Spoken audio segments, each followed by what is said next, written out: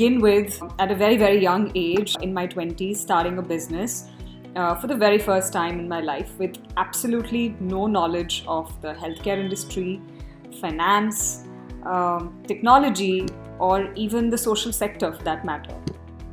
But there was this idea that popped into my mind, mine and my co-founder's mind, and we thought, let's take the plunge. And so we went for it. Speaking of early challenges, definitely finding a first set of employees for that matter who would believe in our vision, take this plunge along with us and trust us to pay their salaries. We were at a point where, we had to bootstrap the company, put in all of our savings, whatever little we had at that point, and believe in ourselves without necessarily paying ourselves for the first few years. So financially sustaining ourselves, until we had proven our concept and our business idea was definitely another challenge.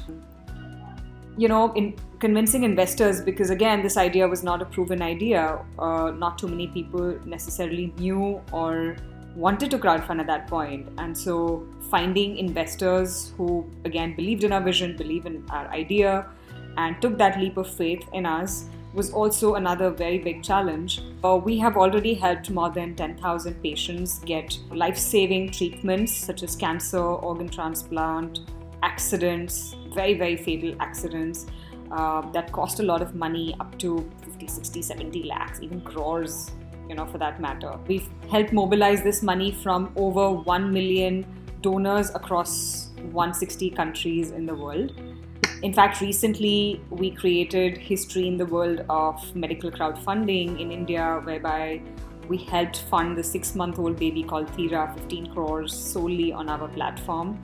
And recently she was able to get that treatment, and hopefully she will recover soon. So that was one of the biggest achievements. 15 crores was not necessarily something I had heard of, 7 years ago when we started this company, that we would be able to help anybody mobilize. So kudos to my team and the persistence shown by everybody along the way. As far as the future is concerned, Impact Guru's mission is to help raise funds for at least 1 million patients over the next 10 years for their life-saving surgeries.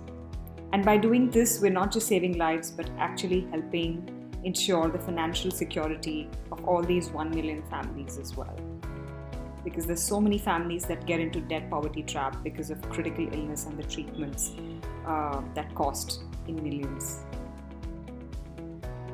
One of my learnings, one of the many learnings for that matter, has been that as an entrepreneur, you need to be agile. You need to be able to pivot given the market circumstances, the opportunities. You need to have a pulse over the market.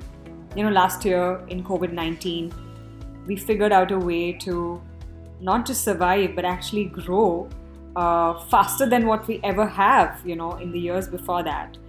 And that happens when you make your product, your service, your business relevant to the need of the hour, to the pulse, understand the pulse of the market, and suddenly figure out a way to adapt, to take bold decisions, quick decisions, and change the course of your business as and when required to really, really seize the opportunity.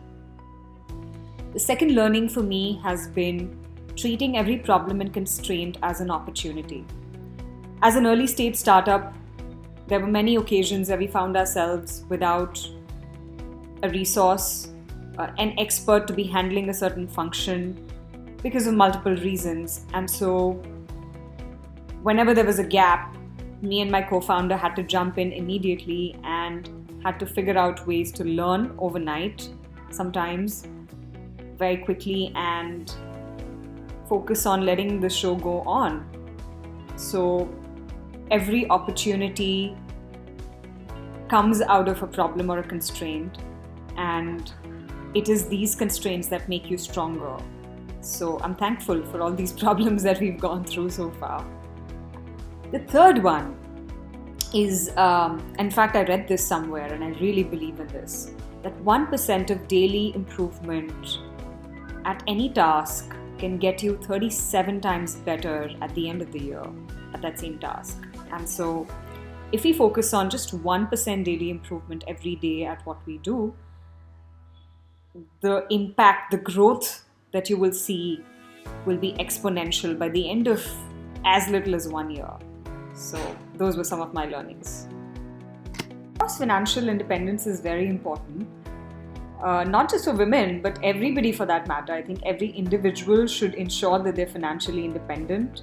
Just like education is a basic right, I think financial independence is also something that every individual deserves and should be working towards. From a very early age, I was very clear about the fact that I will ensure that I'm financially independent.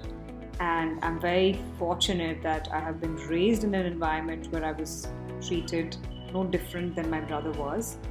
And I'm also equally fortunate that my spouse and my family is very much in sync with how I think. The message to younger women is to not try and become another me, but to be the best versions that they can be.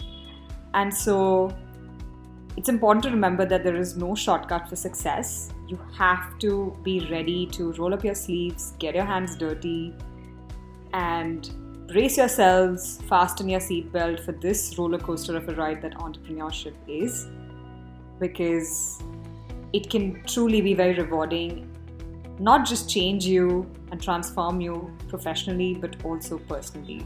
There's so much talent in all of us women that it would be such a waste to not try a hand at what we believe in. So yeah, good luck to all of you and happy Women's Day.